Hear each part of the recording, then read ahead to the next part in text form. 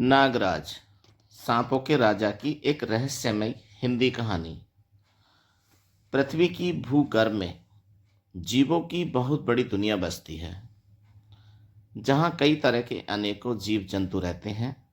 उन्हीं में से एक प्रजाति सांपों की भी है, जो धरती के अंदर अपना साम्राज्य बसा चुकी है। एक भयानक जंगल था, जिसके बीचों बीच में नदी के किनारे एक पहाड़ था, और उसी पहाड़ी में नागराज रहता था, जो सांपों का राजा था। उसके पास अपार शक्तियां थीं, लेकिन वह पृथ्वी की रक्षा करने के लिए उत्तरदायी था। नागराज की बहुत विशाल सर्प सेना थी, जो उसके एक इशारे पर कोहराम मचा सकती थी। जंगल के सभी जीवों का राजा वैसे तो शेर को ही कहा जाता है या माना जाता है, लेकिन इस जंगल का राजा नागराज था, जिसने पूरे जंगल में अपना वर्चस्व बना लिया था। एक बार कुछ लोग परिवार के साथ जंगल में भटक कर पहुंच जाते हैं। परिवार के सदस्यों में दो पुरुष, दो महिलाएं, दो छोटी बच्चियां और एक छोटा बच्चा भी था। काफी देर तक वह जंगल से बाहर निकलने का रास्ता ढूंढते हैं, लेकिन जंगल इतना घना था कि सूरज की किरणें भी अंदर नहीं आ सकती थीं। दोनों पुरुषों में एक का नाम राजू और दूसरे का नाम विनोद था। विनोद राजू का बड़ा भाई था। वह थोड़ा सीधा साधा नहीं था, इसलिए वह जंगल के अंदर सबसे ज्यादा घबरा रहा था। परिवार के सभी सदस्य विनोद को समझाते और दिलासा देते हुए कहते हैं कि आप चिंता मत करो, हम कुछ न कुछ रास्ता जरूर निकाल लेंगे। राजू थोड़ा हिम्मती था। वह सभी को लेकर आगे बढ़ने लगता है। बच्चे छोटे होते हैं, इसलिए उन्हें गोद में लेकर आगे बढ़ते हैं। सबसे छोटा बच्चा सिर्फ 5 वर्ष का होता है। उसे जंगल में मजा आ रहा होता है। वह ऊंचे ऊंचे पेड़ पौधों को देखकर बहुत खुश होता है। काफी दूर चलने के बाद राजू को एक विशाल पहाड़ नजर आता है, और वह अपने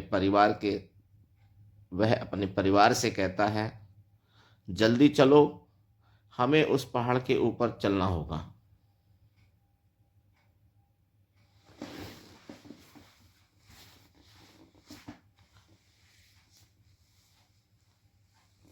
तभी हमें सही दिशा का पता चलेगा। सभी चलते चलते थक चुके होते हैं। पहाड़ के किनारे एक नदी बह रही होती है, जिसे देखते ही सभी पानी पीने के लिए दौड़ लगा देते हैं। नदी के पास पहुंचते ही सभी पानी पीने लगते हैं। नदी की धारा सामान्य होती है, इसलिए नदी को पार करना आसान था। विनोद और राजू अपने पूरे परिवार को नदी पार करवा देते हैं, लेकिन अचानक राजू चिल्लाकर पूछता है, हमारा मुन्ना कहाँ है? दरअसल जल्दबाजी में नदी पार करने के चक्कर में छोटे बच्चे की तरफ किसी का ध्यान नहीं गया, और वह बच्चा तितलियों का पीछा करते हुए जंगल के अंदर चला गया।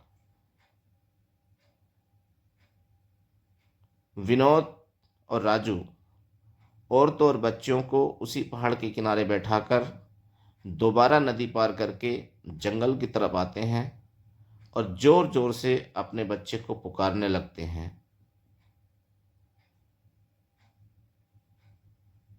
और यहाँ दूसरी तरफ अपने बच्चे के गम में पहाड़ के किनारे पर बैठी औरतें जोर जोर से रो रही होती हैं। उनके रोने की आवाज़ से नागराज पहाड़ की सुरंगों से अपनी सेना के साथ बाहर आते हैं। पहाड़ के हर हिस्से में कई सांप बैठे होते हैं और इन्हीं के बीच नागराज धीरे धीरे औरतों की तरफ बढ़ता आ रहा होता है। अचानक औरतों की नज़र पहाड़ पर बैठे सांपों पर पड़ती है।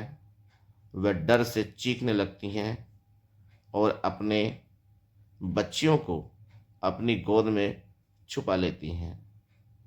तभी नागराज उनके सामने आकर विशाल फन फैलाकर खड़े हो जाते हैं